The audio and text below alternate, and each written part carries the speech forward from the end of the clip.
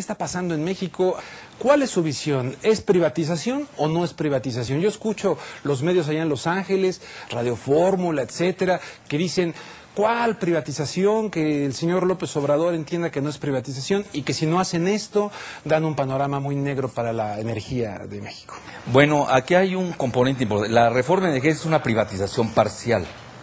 La mitad de lo que hace Pemex se le entrega a la iniciativa privada.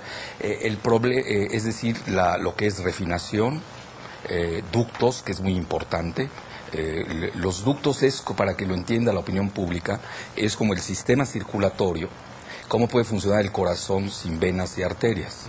Entonces, los ductos incluso, hay la guerra de los ductos en Eurasia. Es decir, los ductos es un elemento de la más alta geoestrategia. Todo lo que es el Cáucaso, Asia Central. Afganistán siempre ha estado en ese escenario. Entonces, entregar los ductos es entregar la seguridad nacional. Eso es muy peligroso, porque además la empresa privada en México no tiene la capacidad ni el know-how para, primero, construirlas y, seguro, cuidarlos. Pero eso es lo que ellos dicen, justamente, que por eso están invitando a la inversión extranjera, etcétera. No, yo hablo de la empresa extranjera. Bueno, y ellos van a invitar, a su vez, a la empresa extranjera a que hagan las labores, por eso pueden hacer esa labor de triangulación. Entonces es muy peligroso en ese sentido. Bueno, eso de que está quebrada Pemex, bueno, pues yo no entiendo como una empresa que deja el 10% del PIB, del Producto Interno Bruto, esté quebrada. Dejó 104,000 millones de dólares el año pasado. Es decir, 80,000 millones de dólares libres de ganancia y antes de impuestos, que obviamente se lo lleva todo. O sea, este diagnóstico reciente de Reyes. Pero no hay diagnóstico. ¿Y cómo se llama, Georgina? No hay diagnóstico. Ese que vieron, que dijeron. Ellos están dando un tratamiento neoliberal sin el paciente. Si no hay, además, los diagnósticos se pueden equivocar. ¿Qué garantía hay de que ellos hagan buenos diagnósticos? Además, son los mismos fracasados de hace 25 años los que hoy nos están proponiendo una nueva reforma, que además va en el plan del negocio, y ahorita me elaboro esta situación. ¿Quiénes son los 25 años de fracasados? Estamos hablando de La Bastida Ochoa, es el presidente del Comité de Energía del Senado, ya fue secretario del Patrimonio Nacional, que en ese entonces se llamaba la Secretaría de Energía, con Miguel de la Madrid. Gamboa Patrón fue el secretario particular de Miguel de la Madrid hace 25 años y hoy es el líder camaral del PRI. Reyes Heroles fue secretario de Energía con Zedillo. Telles Quenzler fue hoy secretario de Comunicaciones, es secretario fue secretario de Energía con Zedillo. Es decir, aquí eso es importante señalarlo. Y Muriño Terrazo ya había sido...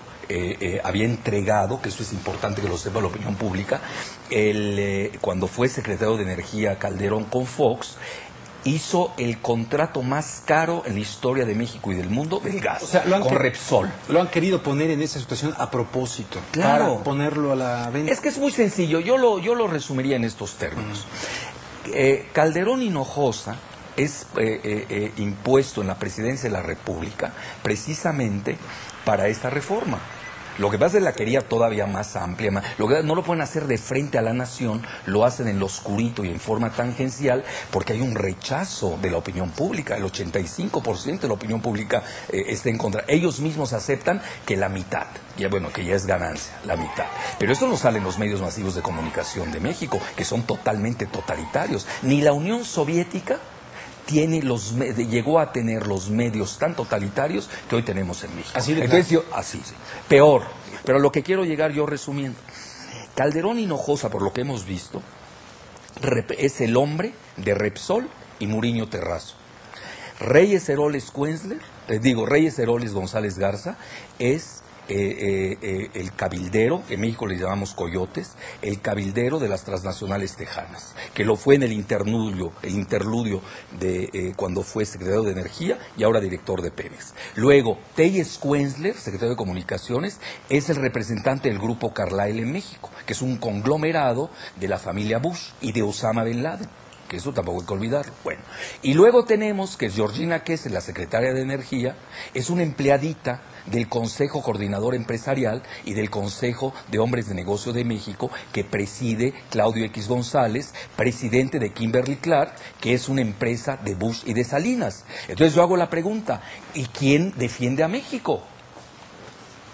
Entonces es un proyecto transnacional de entrada por los empleados de las transnacionales de México. Así de sencillo, no perdamos mucho el tiempo en elucidación. Entonces decía, ¿quién defiende a México? Pues ya están ahora las mujeres, las Adelitas. ¿Usted cree que esto realmente va a tener un efecto? Bueno, aquí depende de la ciudadanía. No hay resistencia civil pacífica que no crezca si no tiene el apoyo ciudadano.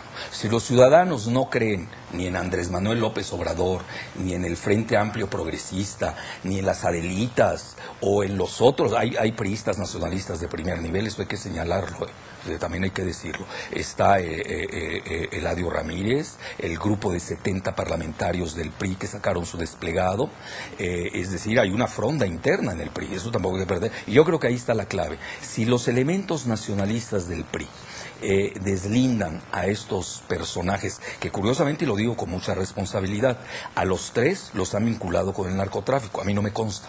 Pero si uno se mete a Google y pone sus apellidos, sale siempre el tema del narcotráfico. Y estoy hablando de Beltrones Rivera, estoy hablando de Gamboa Patrón, incluso socio de Kamel Nasif, y de la Bastida Ochoa, que además ya tenía un escándalo de corrupción con el Pemex Gate. Es decir, son personajes de la escoria los que hoy quieren privatizar en lo oscurito a Pemex. Así de sencillo. Es un gran negocio. Es decir, no olvidemos que hoy el petróleo se encuentra a $100 el barril, pero hay algo más importante que a eso yo sí me dedico.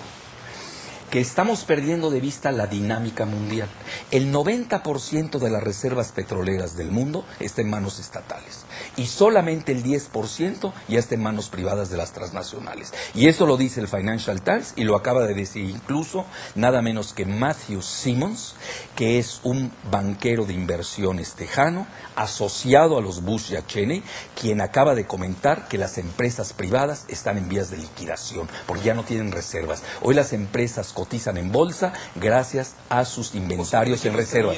En sentido contrario. Así es. México está en la dinámica contraria del mundo, que eso es muy importante señalarlo, porque hoy el mundo está desprivatizándose y está yéndose al renacionalismo. Y hoy Calderón es el último mohicano de este modelo neoliberal, que incluso ya en Londres aceptan que se está acabando. Estamos viendo el retorno del nacionalismo, la quiebra de bancas en Alemania, en Gran Bretaña y en Estados Unidos, bancos que están siendo rescatados con el dinero ciudadano. Entonces estamos ante otra dinámica. Yo creo que ahí es donde nosotros tenemos que contemplar el contexto, pero yo voy más lejos a nivel geopolítico. Y esto lo dicen los grandes geoestrategas del mundo. Incluso nos caigan bien o nos caigan mal. El mismo Kissinger, el mismo Brzezinski. Quien controla el petróleo y el agua dominará al mundo. Y parece ser que en México queremos que nos dominen. No queremos tener hoy una carta petrolera que nos da poder. Quien tiene poder tiene petróleo. Quien tiene petróleo tiene gloria. Y aquí, al parecer, hay muchos compromisos ya contraídos y están cediendo en forma parcial la mitad de Pemex. Porque si nosotros vemos bien las cifras, petroquímica y refinación es la mitad de las actividades de Pemex. Es decir, Pemex está cediendo la mitad de sus actividades cuando el barril del petróleo se encuentra en las nubes. Estamos hablando de 112 y puede todavía subir más. Entonces, ahí no se está viendo la cuestión de seguridad nacional, no se está viendo que nosotros tenemos una carta petrolera de primer nivel, sino lo único que se está haciendo son negocios al oscurito, al estilo Repsol, que concertaron Calderón, Muriño Terrazo, Elías Ayub, obviamente con el gobierno de Pedro.